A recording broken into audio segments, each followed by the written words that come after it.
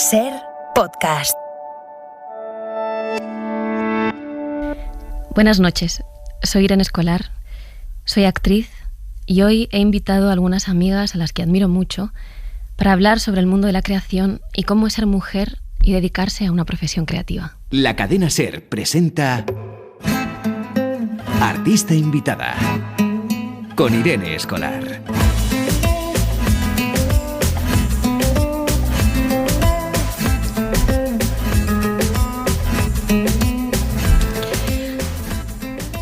Algunas personas muy afortunadas nos ganamos la vida dedicándonos a lo que más nos apasiona.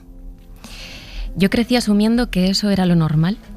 En mi familia, durante muchas generaciones, todas y todos han trabajado en el mundo del cine, del teatro, de la televisión.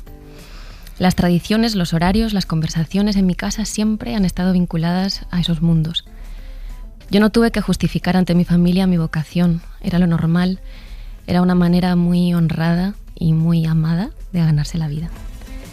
Habiendo crecido en ese entorno, siempre me despierta mucha curiosidad cómo nace la pasión cuando tu familia no tiene ninguna vinculación directa con el mundo de la creación. Hoy me acompañan 5 mujeres, 5 amigas talentosas que han perseguido su vocación y han conseguido una carrera profesional basada en la creatividad y en la pasión por lo que hacen.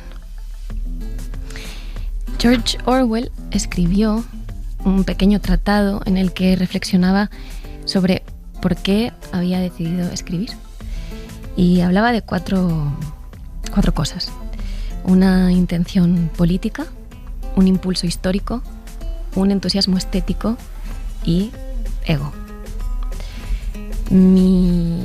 La razón por la que yo me dedico a esto, más allá de todo lo que tiene que ver con mi familia, lo he descubierto muchos años después y tiene que ver con 2 pulsiones, sobre todo, que son las conexiones que se establecen en las relaciones humanas con las personas que vas encontrando en esta profesión y con la imaginación.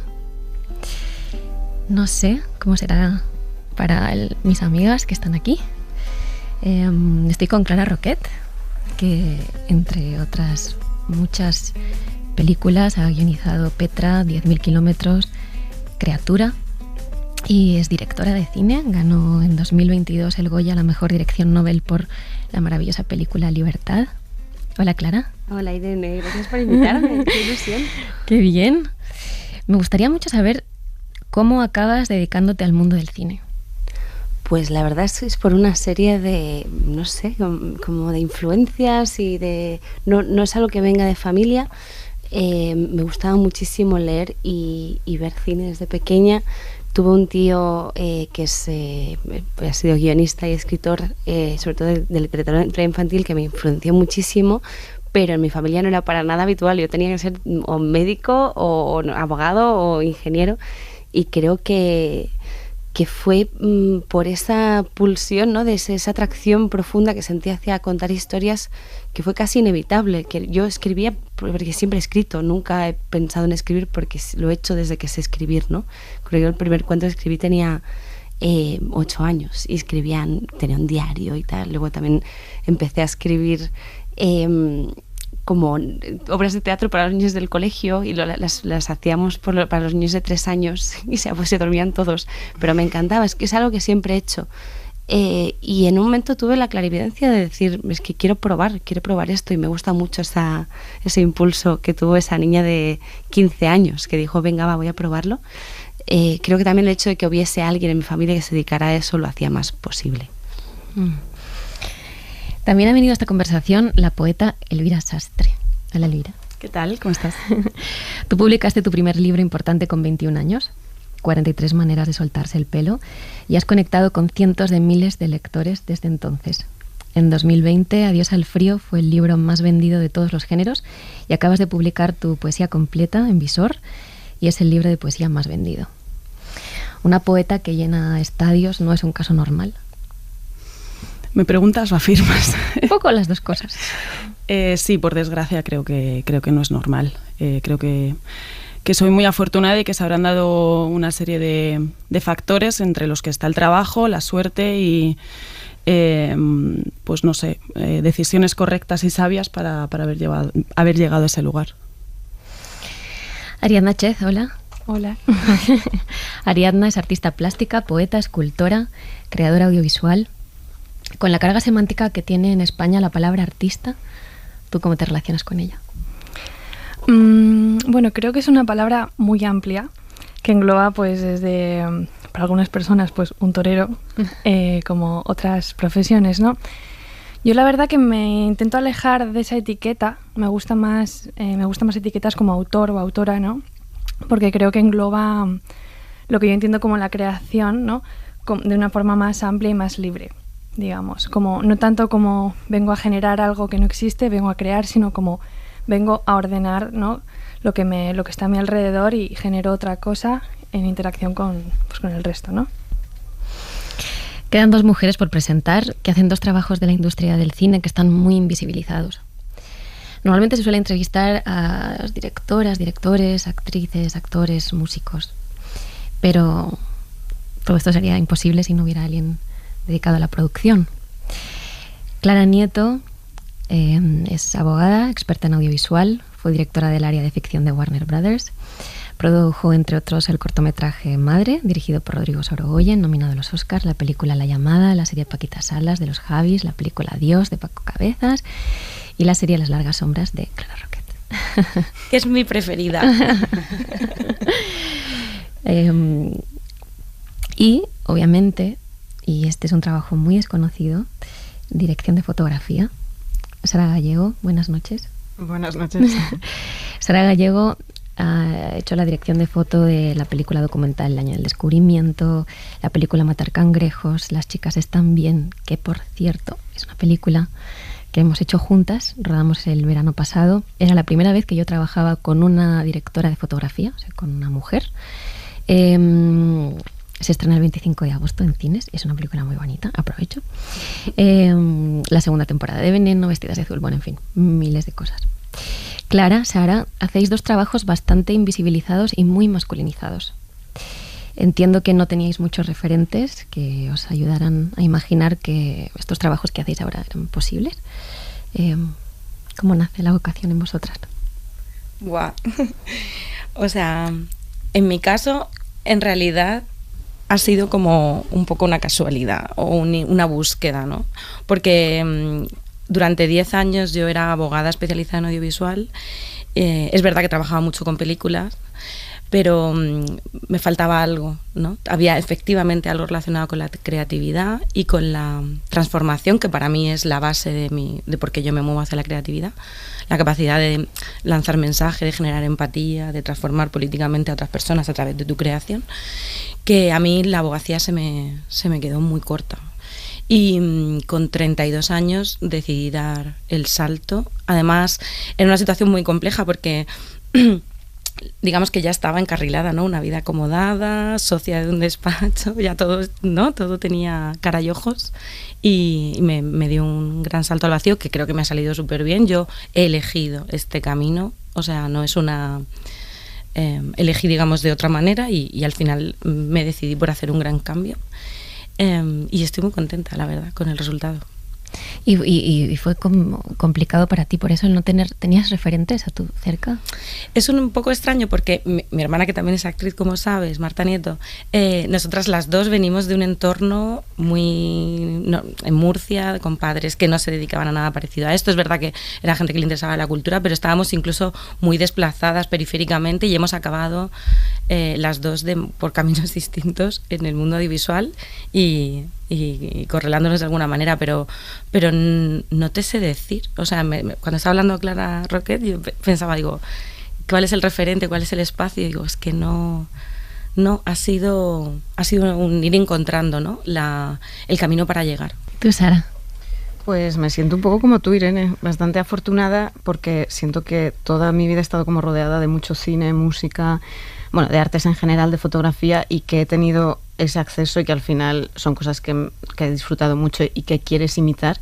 Y es verdad que no he tenido referentes, quizás ha sido como un poco de inconsciencia al inicio, como de dejarte llevar por lo que te gusta y a posterior ver que realmente por lo menos cuando yo empecé no había muchas referentes mujeres y era como, bueno, pues un reto más heavy porque donde no ves que no existe, o sea, donde no estás que no existe. Y eso también me ha dado como más fortaleza, pero con el tiempo. Hay otra amiga escritora, autora de Gente que ríe, que fue premio Ojo Crítico en 2022, que tenía mucho que decir sobre la vocación. Ella es Laura Chivite. Yo creo que mi vocación siempre ha sido intentar evadirme de este mundo lo máximo posible, y da la casualidad de que la escritura me lo ha permitido. Luego sí que es cierto que tuve la suerte de crecer rodeada de libros y en una familia que valora el arte por encima de todo. Yo me limité un poco a seguir lo que tenía enfrente. Y bueno, de pequeña sí que escribí una serie de cuentos de terror cuyo protagonista se llamaba Easy, en referencia a un personaje de Digimon del que estaba un poco enamorada. Y bueno, pues recuerdo lo feliz que me ponía ir inventándome esas aventuras, ¿no? Y sentarme cada día a ir imaginándome ese mundo, y yo creo que fui tirando de ahí hasta ahora. Luego también hace como 15 años que llevo un diario y es mi manera de entender la realidad.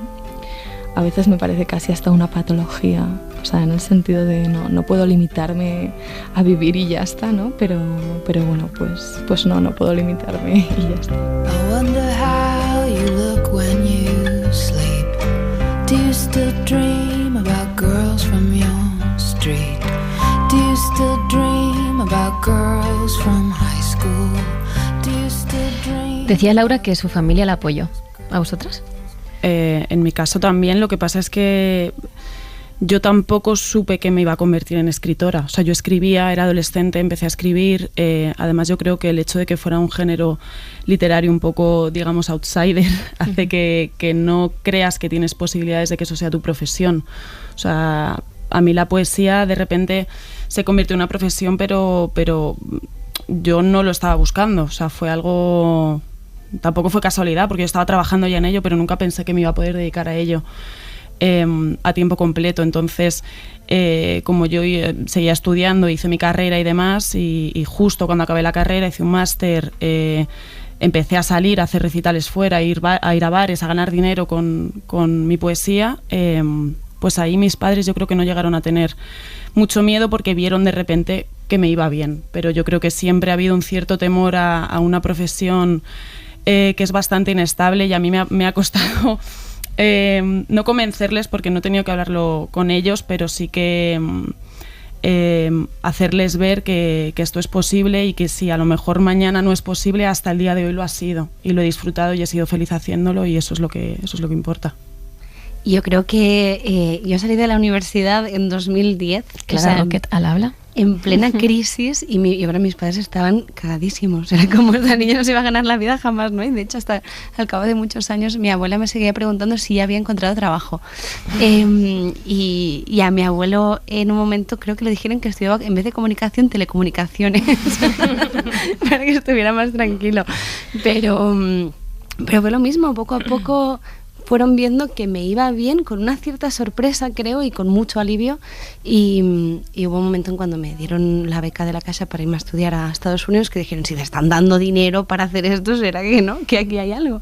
Pero bueno, sí que es verdad que las validaciones externas han sido muy importantes en mi caso, como cada una de ellas yo la he ido como llevando casi como una medalla de veis, puedo hacer esto, y creo que por eso es tan importante que haya como organismos, instituciones que de alguna forma vayan apoyando, porque para hacerlo por ti sola, por lo menos en el entorno en que yo crecí, y bueno, con las inseguridades propias que conlleva a veces, yo creo, ser una mujer en un mundo muy masculinizado es complicado.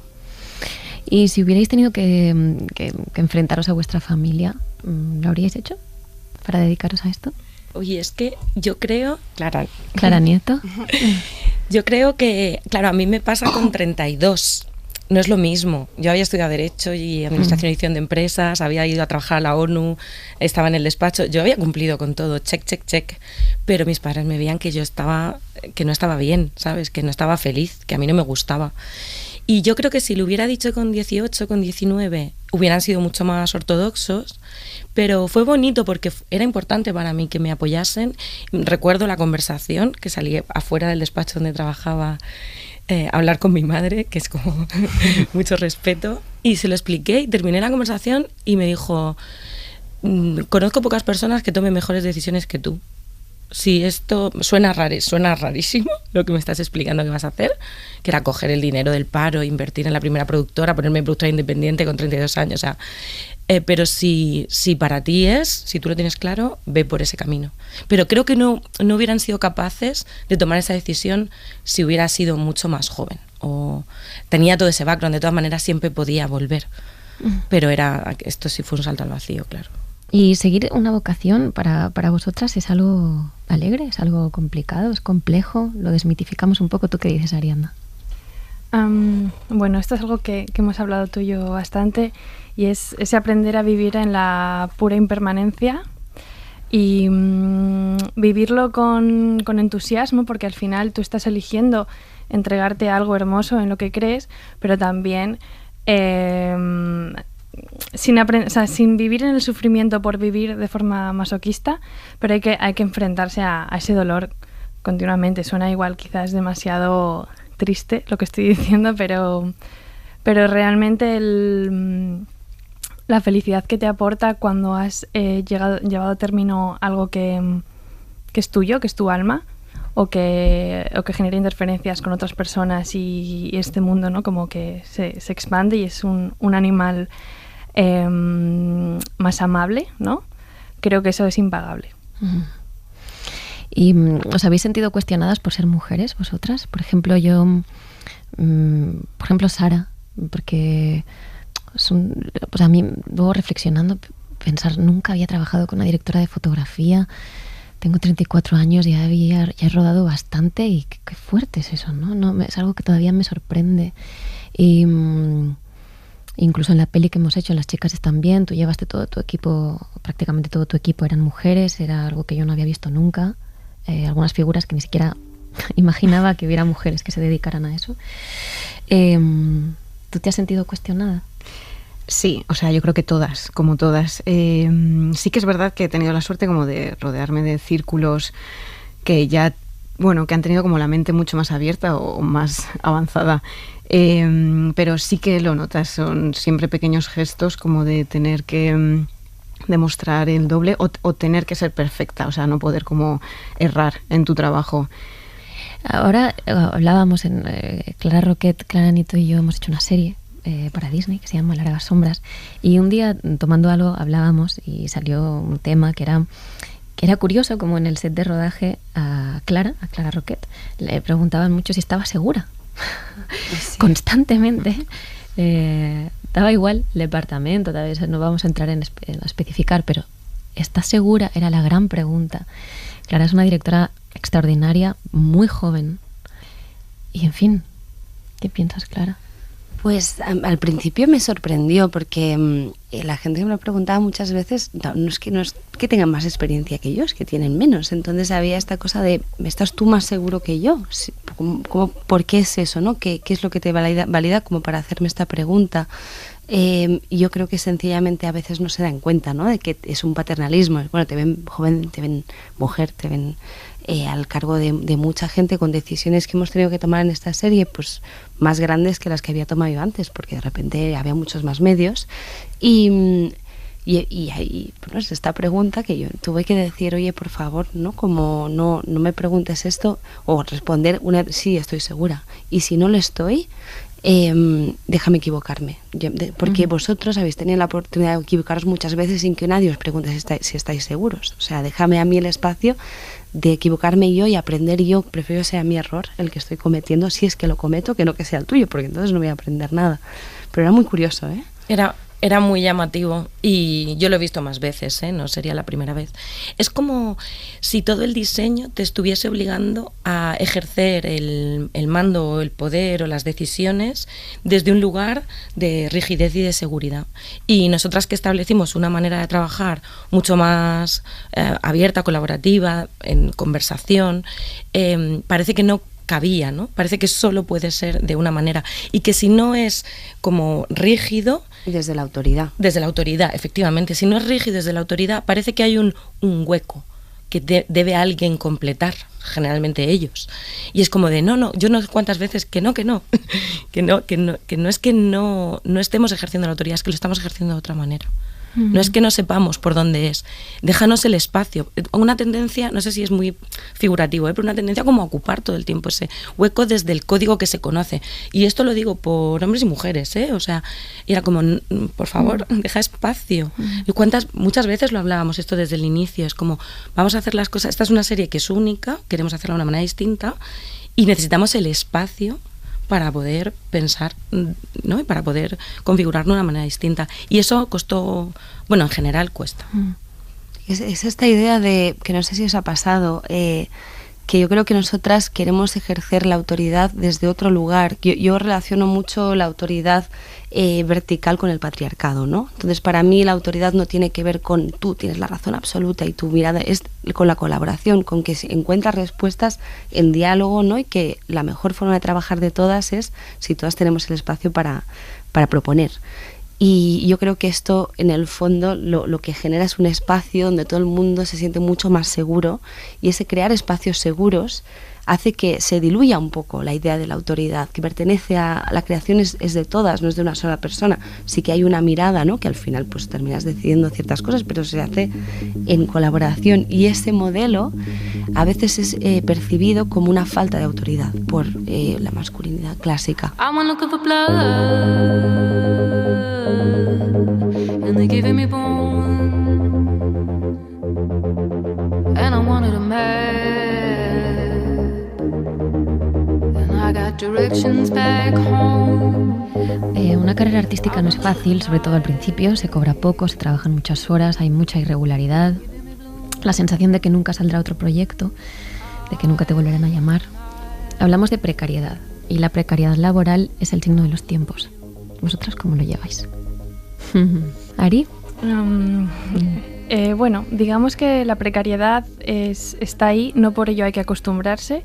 Creo que si algo he aprendido en estos años que llevo trabajando, sobre todo en Madrid, al terminar la carrera, porque yo estudié en Bilbao, es a sobreponerme y pedir las cosas que merezco, de la forma en la que lo merezco, ¿no?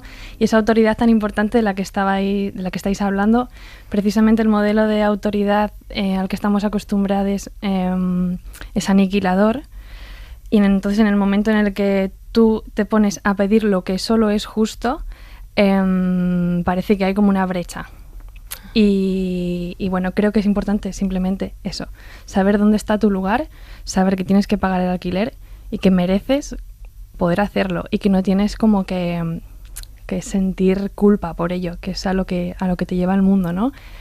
Luego cosas más que pueden sonar más absurdas, supongo que es como aprender a dirigir tu pequeñita empresa, ¿sabes? Y aprender cosas que no te gustan nada, pero tienes que saber gestionar, como es Hacienda, el dinero, ser autónoma, etc. Cosas que son frívolas, pero que necesitas entender, y sobre todo a mí lo que más me ha servido es confiar en los demás y pedir ayuda cuando lo he necesitado.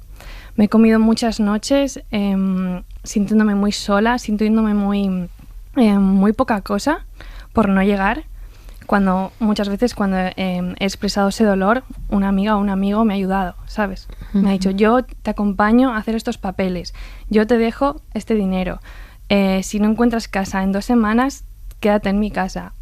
Confiar, lo que decís vosotras, ¿no? Lo que acabáis de comentar de ese engranaje que es vertical, lo podemos hacer horizontal y hace bien.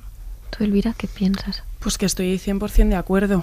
Creo que la situación económica para la gente que se dedica a la cultura es criminal, pero a todos los niveles, desde los que estamos firmando un libro o encima de un escenario hasta los que están poniendo las luces o te están microfonando o están imprimiendo tus libros o están vendiéndolos. Y además es que no forma parte de ningún programa político, se utiliza muchas veces, estamos todos como acostumbrados. A mí me ha pasado muchísimas veces, desde hace ya muchos años, de que me lleguen propuestas, que muchas veces en literatura y en poesía sobre todo es, no, mira, te vienes a no sé dónde, a 600 kilómetros, das una charla y yo pongo tus libros a la venta. y te pago el viaje y pongo tus libros a la venta y eso es lo que ganas. Entonces tienes que explicarle, no sé si sabes primero lo que gano yo de cada libro, que es muchísimo menos de lo que la gente se imagina. Eso me parece muy interesante, porque Claro. creo que la gente no sabe cuánto dinero pues se es puede que, por escribir pues, un libro. pues si a lo mejor eres un bestseller puedes llegar a un 20, pero lo normal es que esté entre un 5 y un 10% Y eso sí del te precio va, de venta. Y eso sí te va muy, muy Si bien. te va muy bien y eso te llega al año y si no te engañan y si no te estafan, que yo estoy de movidas con muchas editoriales, entonces zancadillas es lo que más hay, sobre todo de parte de lo que son las empresas, de quienes tienen el dinero. Luego encuentras el apoyo en tus amigos, en tus amigas que te acompañan, que te llevan en coche, que te dejan su casa, que te dejan dinero, pero es que no debería ser así. Entonces es muy complicado y nos lamentamos de que es muy difícil que la gente que se dedica a la cultura, que empieces y que consigas seguir y que y mantenerse, a mí me parece imposible. Es que es muy complicado y es muy injusto, y yo sobre todo además que estoy más como en la parte de la literatura y de la poesía, porque antes habláis de becas y demás, en literatura no hay nada. Es que no hay becas, no hay ayudas, no hay nada, alguna cosa específica, algún premio de pronto de poesía, pero todos tienen como una parte de atrás que sí, te pueden dar un premio de poesía, pero a lo mejor es un libro que se queda publicado en una universidad de no sé dónde y no tiene ningún tipo de distribución y a lo mejor a ti como autora no te interesa. Entonces, yo por lo menos en mi experiencia, lo que he tenido que hacer ha sido trabajar e invertir mi propio dinero en seguir trabajando y en seguir cuidando de mi proyecto, pero no ha habido ni ayudas institucionales ni agentes culturales que te impulsen cuando tú quieres escribir, mucho menos si es poesía, y a mí me da mucha pena porque mucha gente me escribe y me pregunta, oye, me encanta escribir, quiero ser poeta, ¿qué hago? Y yo, ¿qué le digo? Hazlo, porque por una parte está la parte emocional y lo que te aporta emocionalmente y psicológicamente escribir en este mundo, que eso es maravilloso y es una de las cosas más importantes, pero no es la única. Económicamente es muy complicado y a mí me ha costado muchas peleas con mucha gente que no me ha vuelto a llamar, porque cuando me ha hecho ciertas ofertas yo he dicho, yo lo siento, pero yo esto no lo voy a hacer. Me da igual lo que signifique en mi carrera, no lo voy a hacer, porque no estás, o sea, si no valoro yo mi trabajo y mi tiempo económicamente, que parece que, no sé, esto que ha hecho tanto daño de trabajar por amor al arte, ¿no? Que creo que nos ha jugado en contra a todos. Y hay muchísimo desconocimiento en relación con esto, ¿no? Porque yo hablo con amigas, amigos o conocidos que no se dedican a nada creativo y realmente la gente no sabe, no es una queja, es que simplemente no hay un tejido cultural, no hay una industria real, ¿no? Creo que tiene mucho valor la gente que se dedica al mundo creativo en este país, porque es muy complicado y lo haces porque tienes una gran pulsión por eso y resistes, y también es una manera de acompañar a la gente, de hacer que la gente se sienta menos sola, ¿no? Y tienes que estar muy conectado con esa pulsión tuya para poder mantenerte. Y aquí estamos mujeres muy afortunadas, creo. Y también es una pena porque hay muchísima gente que creo que querría poder desarrollar ese instinto creativo, pero que no tiene espacio, porque no se reconoce esto aquí, ¿no? I was staring at the sky, just looking for a star to pray on or wish on or something like that. I was having a sweet fix of a daydream of a boy whose reality I knew was a hopeless to be had. But then the dove of hope began its downward slope, and I believed for a moment that my chances were approaching to be grabbed. But as it came down near, so did. Hay un punto en la carrera profesional en la que uno a veces empieza a temer por su integridad profesional. ¿Vosotras creéis? O sea, a veces os sentís obligadas a aceptar proyectos por el mero hecho de trabajar, por los contactos, por estar activas, por la cosa de aparentar, de aparecer mucho más en este momento en el que estamos. ¿Cómo vivís vuestra integridad profesional? Yo creo que está bastante en riesgo constantemente. Yo por lo menos, como yo digo que yo trabajo con mi gente, pero es como si fuéramos un ente solo. No dependemos de nadie más que nos tenga que decir, que aprobar las cosas, por así decirlo. O sea, dependemos del público y ya está. Pero a nivel luego más personal, yo ahora que hemos venido todas estas elecciones y esta campaña, y yo me he posicionado, me lo he pensado mucho, pero me he posicionado bastante porque consideraba que era el momento y que también se lo debía a muchas personas. Y wow, la gente que te dice tú no deberías decir nada, tú dedícate a escribir y no te posiciones, esta opinión que tienes tú a mí no me interesa, entonces te comunican constantemente, te dejo de seguir, te dejo de leer. Es como, bueno, ok, pues muy bien, no pasa nada, ¿sabes? Pero creo que es algo que también a tener un poco del ambiente en el que llevamos los últimos años y... No sé, parece que todas esas personas sí que son libres de dar su opinión y alguien que tiene otro trabajo también es libre de dar su opinión, aunque sean opiniones muy intolerantes con el resto de la sociedad, pero tú como personaje público o como persona que se dedica a algo artístico, que disfruta a la gente, no puedes. Y entonces a mí cuanto más me dicen que no algo, pues más ganas tengo. Suele pasar. Es que yo creo que nos olvidamos muchas veces, ¿no? Esa cosa que decía Godard, ¿no? Que un plano es una cuestión política. Es decir, que todo es política, el arte es política. Entonces hay una cosa de querer disociar las dos cosas, ¿no? Como eres artista, no hables de política, perdona, ¿no? Todo es un afán de control absoluto, no tiene sentido. Y ha pasado una cosa muy grave en estas últimas elecciones, que se ha vuelto a hablar mucho, ¿no? del sector cultural, ¿no? Que chupan del bote, sin ser conscientes de que las cifras son completamente al revés, que lo que generamos de valor añadido es muchísimo más de lo que recibimos y que en realidad todo en España está financiado, empezando desde los toros al fútbol. El fútbol está súper financiado, ¿no? Entonces dices, lo que recibimos que es muy poquito en relación al esfuerzo que hacemos y a lo que aportamos. Aún es leído como que estamos chupando del bote y que somos unas aprovechadas y que no deberíamos ni siquiera hablar de política cuando nos atraviesa la política. Claro, eso además teniendo en cuenta que somos uno de los sectores que sí tiene ayuda, porque como explicaba ella, hay sectores que ni siquiera tienen ninguna. Y en nuestro caso, por ejemplo, imagínate que la financiación pública de una película es la mitad de esa financiación, porque nunca puede ser superior a eso. Tú devuelves prácticamente 3/4 del presupuesto completo, tanto en IVA como en IRPF, como en seguros sociales. Entonces, es que está comprobadísimo que la vuelta, digamos, a lo público, a la comunidad es muy superior, además de poner el foco, ¿no? y explicar algo más o menos creativo, ¿no? Y luego lo que decías de Godard es que evidentemente no es como anular que lo que vemos, que no sé, que los programas de entretenimiento, que los matinales, que los programas de citas, todo eso no tiene un sesgo político detrás. Claro que lo tiene. En todas las miradas, en las decisiones estéticas y en las decisiones profundas de contenido, de casting, de a quién eliges, de qué discurso das, de cómo lo montas, de qué música pones, de dónde haces el gag. Todas esas decisiones tienen detrás a una persona o a un equipo que está apuntando en una dirección, en otra. No existe lo neutro, para mi manera de ver. ¿Y alguna vez habéis pensado abandonar? Es decir, esto es muy difícil, lo dijo. No puedo ganarme la vida, no puedo seguir peleando. Sí, por supuesto.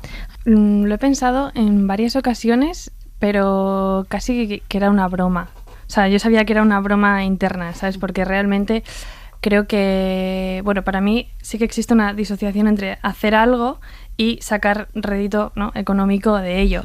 Yo quizás podría dejar de ser artista plástica e intentar pagar el alquiler con lo que saco de ahí, pero no podría dejar de escribir ni podría dejar de generar esculturas. O sea, es algo que no puedo, ¿no?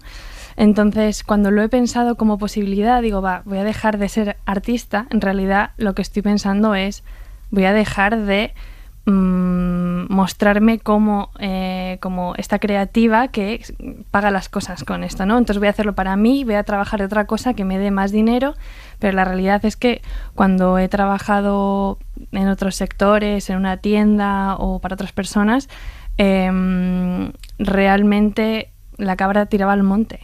O sea, yo en los descansos, cuando no entraba nadie por la puerta y tenía un libro ahí escondido, o sea, es imposible huir de una misma, sobre todo sin ser infeliz. Entonces, al final es como que, aunque lo haya pensado e incluso romantizado, como me voy de aquí, me voy a Canadá, ¿sabes?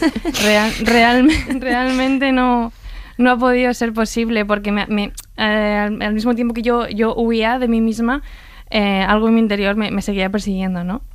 Laura, opina esto sobre la precariedad. Pienso que la precariedad va a seguir ahí hasta que todos nos demos cuenta por fin de lo verdaderamente importante que es el arte y de lo vital que es que haya todo tipo de manifestaciones artísticas y voces disidentes que nos conmuevan y que nos hagan preguntarnos quiénes somos y ser críticos con lo que nos rodea, ¿no?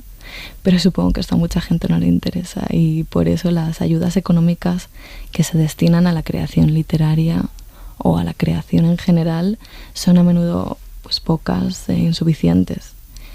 Y la precariedad no solo la tenemos los artistas, sea la disciplina que sea, sino todos los que rodean el mundo del arte, ¿no? La gente que trabaja en los teatros, las editoriales, las salas de cine o todos aquellos que están detrás. Y sin embargo, fijaos lo que añade. Por otro lado, habitualmente el lugar al que te lleva esta precariedad, en el mejor de los casos, es o bien a la incertidumbre de no saber qué va a ser de ti en unos meses y ir conviviendo con esa incertidumbre, o bien a compaginar tu trabajo artístico con otros trabajos que a menudo no te dejan tiempo para crear después. En fin, un círculo vicioso, ¿no? Una rueda paradójica. Pero a pesar de esto, no lo sé, creo que antes, en la generación de mis padres, por ejemplo, había mucha más precariedad que ahora y que este tema ni siquiera estaba sobre la mesa. Y casi nadie se planteaba que su única fuente de ingresos fuera el arte, ¿no? Entonces, quizá estoy pecando de optimista, pero creo que ahora hay más editoriales que nunca y hay más gente escribiendo que nunca y eso es fantástico, así que quizá no vayamos tan mal. Sometimes I wonder if I should be medicated, if I would feel better just lightly sedated.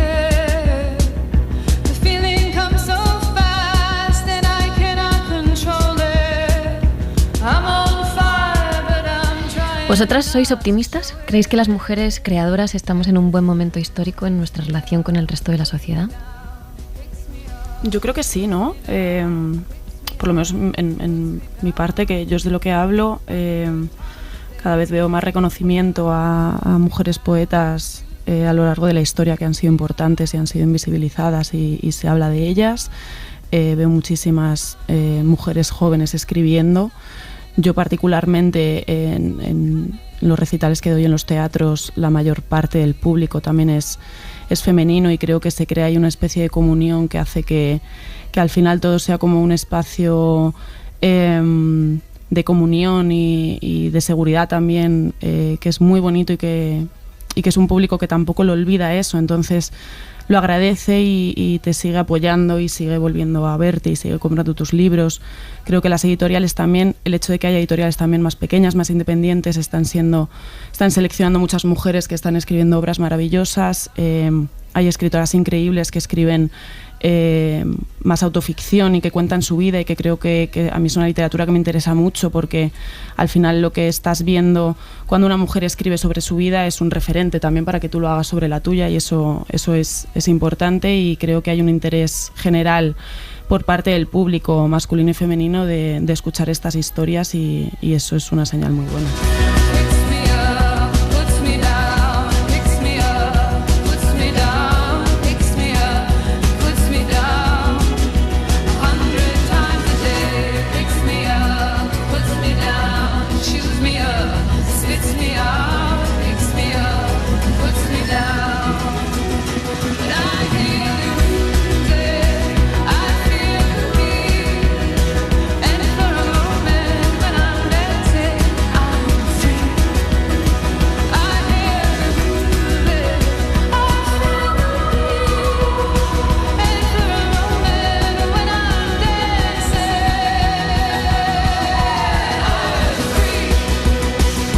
¿Creéis que está mal visto en una mujer todavía ser ambiciosa?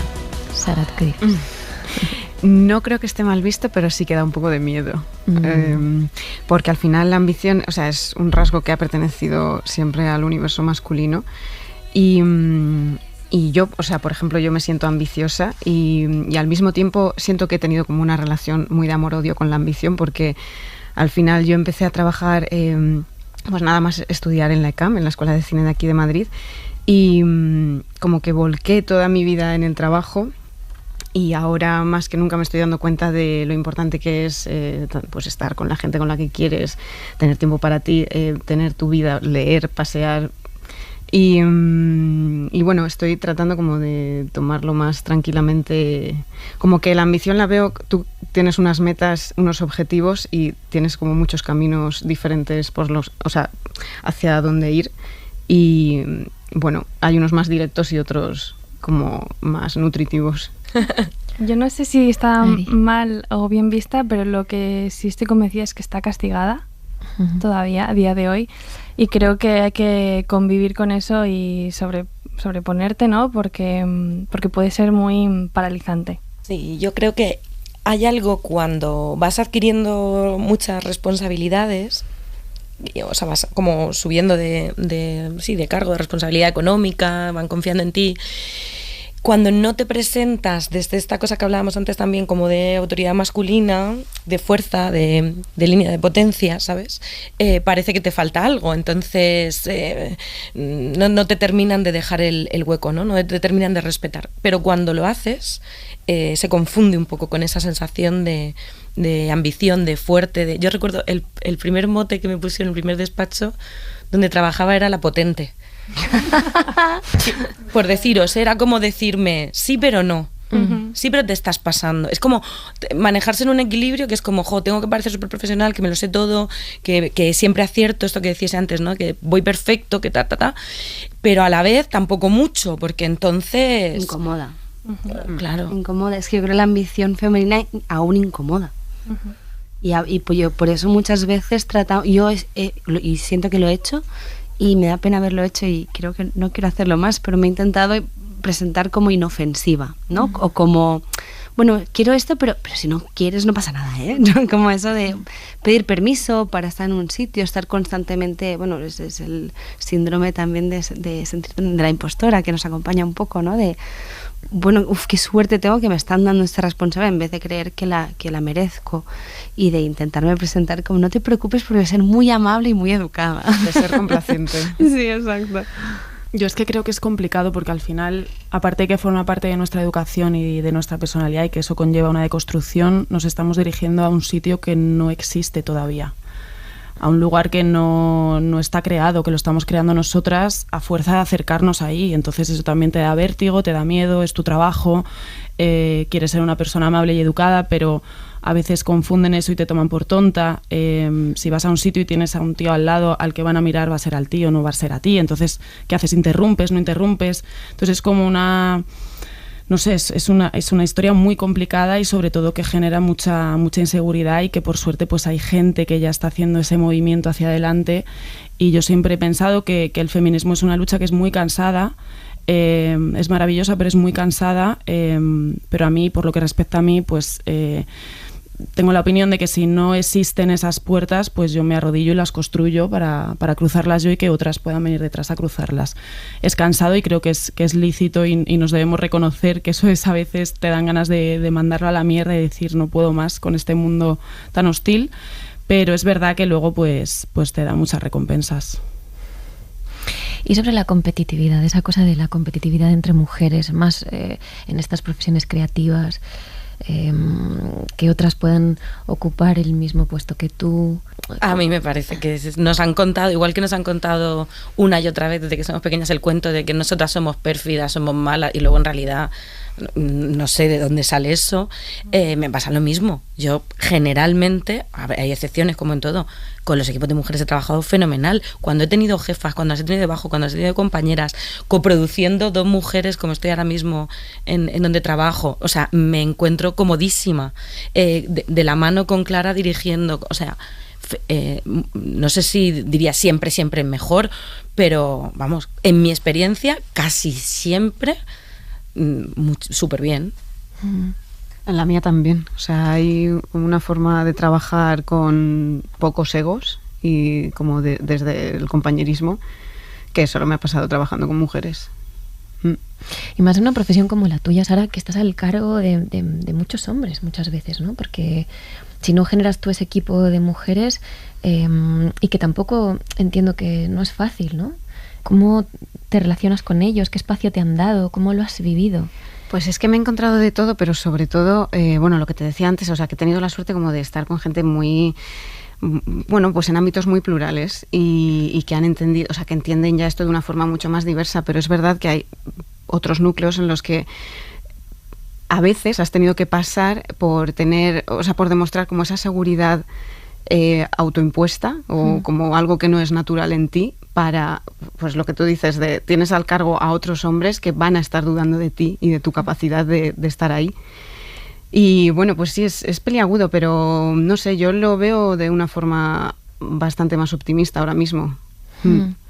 Sí, porque realmente la energía que se crea es bastante diferente, ¿no? Yo rodé también una cosa con Carla Simón y nunca se me olvidará cómo esto fue entre verano y Alcarrás. Y yo recuerdo ahí mucha gente del equipo técnico, que eran hombres, allí parados como esperando a que ella decidiera dónde quería colocar la cámara, qué filtro quería usar la dire de foto, que también era una mujer, con una actitud tan poco generadora de seguridad, de calma, que a veces me sorprendía que ella misma pudiera tener esa templanza para poder seguir pensando y no venirse abajo con tanta presión y una mirada tan crítica y tan condescendiente también. Y estamos hablando de una genia absoluta, ¿eh? Fue muy llamativo, la verdad. Y ahora en esta película de Las chicas están bien, que ha dirigido Itxaso Arana y en la que he trabajado con Sara Gallego, la dire de foto que tenemos aquí, con la que estamos hablando, éramos 5 mujeres actrices, el equipo técnico era en su mayoría, excepto 2 personas, eran todo mujeres. Y realmente yo no he trabajado así de a gusto en mi vida. Y no sé, y no quiero. Lo que sí que estaba claro es que había un ambiente de humanidad, de compañerismo, de sostén las unas hacia las otras. Nosotras éramos 5 actrices de generaciones diferentes, pero bueno, no dejábamos de ser 5 actrices allí conviviendo, actuando juntas. En ningún momento se estableció ningún tipo de competitividad entre nosotras, sino todo lo contrario. Y también eso era porque Itxaso, que estaba al mando de la película y de lo que estaba generando, construyó ese ambiente, puso la energía en que ese ambiente para todas fuera saludable y fuera bonito, estuviéramos bien. Y que eso no pudiera ocurrir dándonos el espacio a cada una. O sea que realmente no es tan difícil, solo hay que tener esa sensibilidad y querer hacerlo. Y lo bonito que hizo Itxaso fue trabajar desde la fragilidad también. Y conseguir esa fuerza desde la fragilidad. O sea, ahí es donde creo que generas esa empatía bestial y fue un rodaje precioso para mí también. Totalmente. De hecho, ella lo decía, ¿no? El otro día estábamos presentando la peli en Carlo Vivari en un festival de cine y ella decía, me di cuenta, el primer día di una charla al equipo desde la fragilidad más absoluta, llorando, emocionadísima, y al acabar la película lo di desde la fortaleza. El último discurso que di agradeciendo y tal era desde la fortaleza. Y ella misma reflexionaba sobre esto, sobre que la fortaleza y la fragilidad pueden convivir muy bien y que ambas son estupendas si les das el espacio para que sean sanas y existan, y también si te sientes sostenido, ¿no? I'm gonna fight 'em all. 7-nation army couldn't hold me back. They're gonna rip it off, taking their time right behind my back. And I'm talking to myself at night because I can't forget. ¿Qué tipo de relación tenéis con el ego? Porque, bueno, es una profesión, nuestras profesiones creativas se dice que estamos relacionadas con el ego, que somos ególatras, que hablamos de nosotras mismas, de nosotros mismos, de nuestras cosas. Bueno, es que es inevitable, ¿no? Yo creo que pensar que el ego no está involucrado en la creación es una falacia, como también pensar que las mujeres no son ambiciosas, ¿no? En el fondo, yo creo que hay 2 formas de interpretar el ego. El ego como fuerza creadora, fuerza bonita creadora, que es que de ti, de tu visión del mundo, tu forma de percibir las cosas, sale una construcción o una narrativa, una forma de mirar que es única y es solo tuya y es muy bonita y que es una fuerza creadora y que es lo que te hace en el fondo querer hablar desde ti, porque si no, no lo harías, ¿no? Y tiene que existir esa fuerza. Y luego hay un ego destructivo para mí, que es el ego que tiene que ver con no aceptar las opiniones de los demás, creer que tienes la verdad absoluta, y creo que esos dos egos muchas veces conviven y que hay que hacer que el que gane sea el ego, ¿no? El ego creador. Y me ha parecido súper bonito lo que has dicho antes, que decíais eso de la fragilidad, porque creo que el responder ¿no? como al seguir la fuerza creadora del ego bueno y al mismo tiempo exponerte desde la fragilidad y la vulnerabilidad y el no lo sé, que creo que no se nos permite mucho decir a veces no lo sé. Y una vez oía a Kenneth Branagh que decía una cosa muy bonita, es que a veces no sabes las cosas aún. Carla Simón también lo dice, ¿no? Como te preguntan todo el rato como director o como creador, con lo que sea, esto, y hay veces que no lo sabes, y a veces como para fingir una autoridad que no tienes en ese momento, una certeza que no tienes, dices esto. Y yo cada vez más he ido aprendiendo que puedo decir no lo sé aún, dame un rato y lo pienso, ¿no? Y eso no es un error, eso es mostrarse vulnerable, o que puedes tener un mal día y decir, mirad, hoy me encuentro mal, estoy de bajón, ayudadme, ¿no? Y que eso no es debilidad, eso es fortaleza. Pero bueno, volviendo al ego malo, ¿no? El ego que te cuestiona, el ego que no acepta las miradas de los demás, que no acepta el diálogo, creo que ese ego tiene mucho que ver con el patriarcado. Sí, yo creo que es un ego de pensar que ya precisamente está relacionado para mí, que es una cosa como de pensar que ya lo sabes, como que ya lo has vivido, como que ya has pasado por ahí y que tú ya sabes cuál va a ser la conclusión, en vez de hacer el camino. Me parece que hay algo como de, estaba reflexionando, pensando en nuestra experiencia juntas, me parece que hay algo como de adelantarse, ¿no? De ser un poco agorero, de ser un poco negativo y decir, es que yo sé lo que va a ocurrir, ¿no? Y es como de, no, ni tú ni yo. Ten humildad, ¿no? Y colócate en un espacio de crecimiento y de pensar juntos.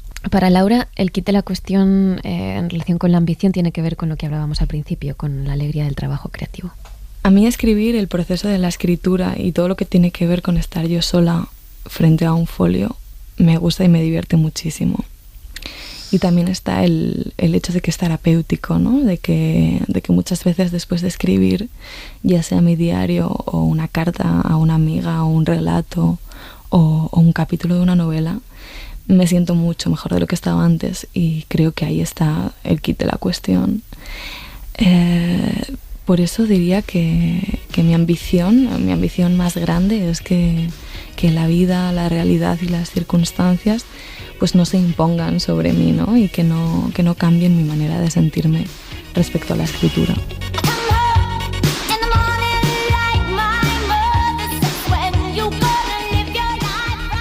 Bueno, chicas, muchas gracias por haber venido. Nos vamos a despedir ya de los y las oyentes. Muchas gracias por estar ahí también.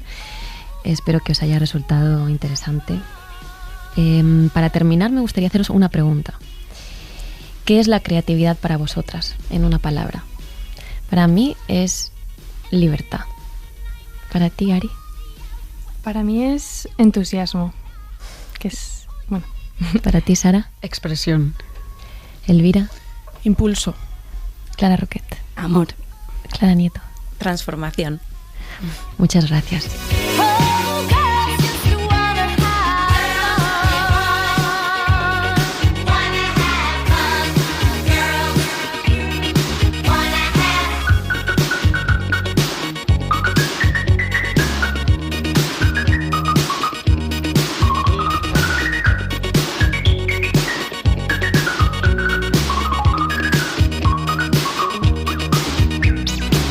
Some boys take a beautiful girl